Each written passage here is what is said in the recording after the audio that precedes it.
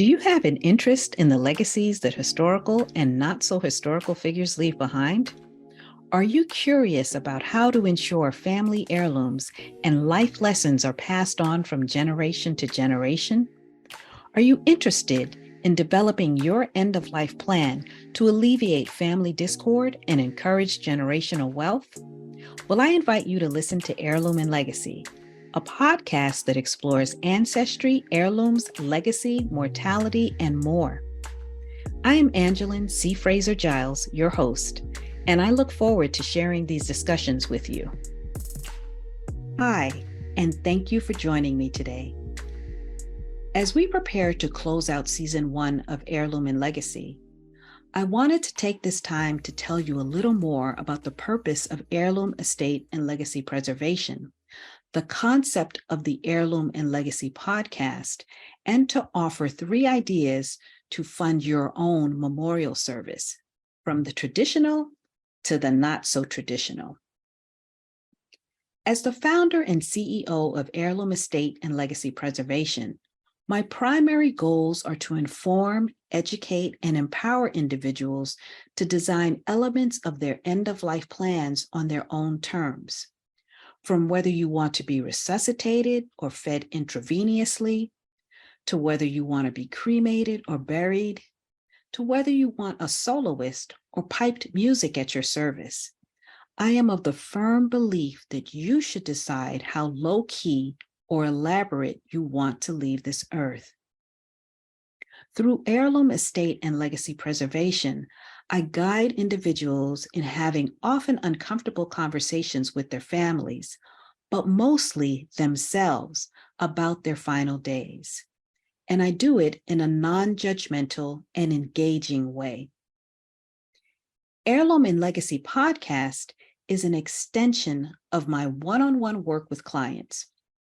The first season has focused primarily on the legacy of love, life, and death, less so a focus on heirlooms. But heirlooms are important. They are more than just things we accumulate and grow attached to. They are a lasting memory of who we are and who our ancestors were. My mom died when I was 9 years old. And at my wedding 40 years later, my sister loaned me a pair of rhinestone earrings that belonged to my mother. In recognition of the wedding mantra, those earrings were my borrowed element and gave me the sense that my mom was there. Several years ago, another sister gave me a gold bracelet with a heart that is hand engraved with my mother's initials. I have willed this particular heirloom to my great niece upon my death. My great niece never met my mom, but her middle name is a shortened version of my mother's name. I hope this poignant heirloom will have meaning to her when she is old enough to appreciate it and maybe pass it on to someone in her life. In holding true to the name of the podcast, in future episodes of Heirloom and Legacy, we will acknowledge guests' heirlooms of past and future generations. But for now, as promised, here are 3 creative ideas for funding your memorial service. The average funeral costs about $10,000. That's without all the frills and extras added on.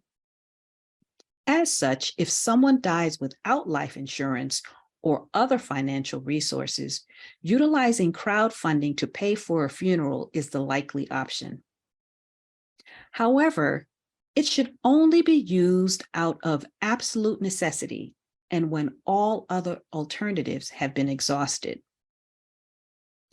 Outside of life insurance, the first idea is one of the most conventional. It is a payable on death account that you fund specifically for the purposes of your funeral. You name a beneficiary, and they gain access to the funds upon presenting your death certificate at the bank. You have full access to the account to deposit or withdraw funds at any time. Of course, with this option, you want to make sure that your beneficiary is trustworthy and will carry out your desired wishes. Number 2, how often do we have a party to celebrate a milestone birthday? So why not have a party and instead of gifts, ask guests to gift you your age in dollars? Then have those funds directly deposited into a rights of survivorship joint savings account. I know that is a mouthful, but the bank will know what you're talking about. I bet if you tell your true friends what the funds are for, they will be glad to support you, even if a bit unconventional. Whoever is on the account will have access to the funds, and the account will not have to go through probate, delaying the release of the funds. Number 3, a dignity planner. I love this online memorial planning program because you can choose from a variety of themes like golf or music settings for your funeral or memorial service, and they will plan it. To test the service, I chose the Fiesta plan and input details such as when, where, and how I want my remains to be interred, and the dignity planner estimated the costs. The Fiesta plan includes a piñata. I love piñatas as they bring back great memories of childhood. Now, normally a piñata is used at a child's birthday party and is filled with candies and toys. The children at the party are blindfolded and offered a stick or bat to try to hit the piñata so the treasures can be released. Imagine the fun your family and friends will have at the memorial service for you when someone hits the piñata and those memories and quotes you pre-selected fall out. Your guests then read the messages and reminisce about you.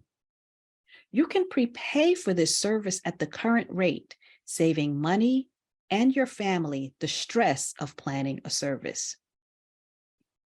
Now, I know I said I was going to give you 3 ideas, but I have a really cool bonus idea for you. I was reading an article the other day about a purgatory box. Now, I don't like the name because it evokes some negative juju, if you know what I mean, but I can appreciate the concept. You select items that you are not sure you want to get rid of, put them in a box, and revisit the box each month. If you didn't miss any of the items, then you donate them or maybe put them on consignment. But my spin on this idea is hosting an auction at your home or offsite location where you invite family and friends. You can make it silent, live, or a combination of both. The theme could be the end of the road auction, or it's so hard to say goodbye auction. Wait, is that Boyz II Men I hear? Now, don't auction junk, but choose items that have some value, are clean, in good condition, and that you won't regret releasing. This idea will serve 2 purposes. 1, it will help you declutter, and 2, it will help you raise money for the aforementioned accounts. So that's it. Your 3 + 1 bonus ideas for funding your memorial service. I hope that these are useful to you and maybe prompt you into action. I would also love if you scheduled a consultation with me at legacypreservation.life, where we can discuss your end-of-life plan. I hope you keep listening to Heirloom and Legacy Podcast, and I'll see you next season. Thank you for listening to Heirloom and Legacy. If you want to learn more about the work of Heirloom Estate and Legacy Preservation, you can find us at legacypreservation.life, on Instagram at Legacy Preservation, and on Twitter at Heirloom Legacy. Many thanks to my exceptional executive assistant, Queen Karen Garrison, aka Mommy Activist, and my outstanding engineer, Jonathan Reed. Thank you again for choosing Heirloom and Legacy. Please like, subscribe, and tell your friends about us.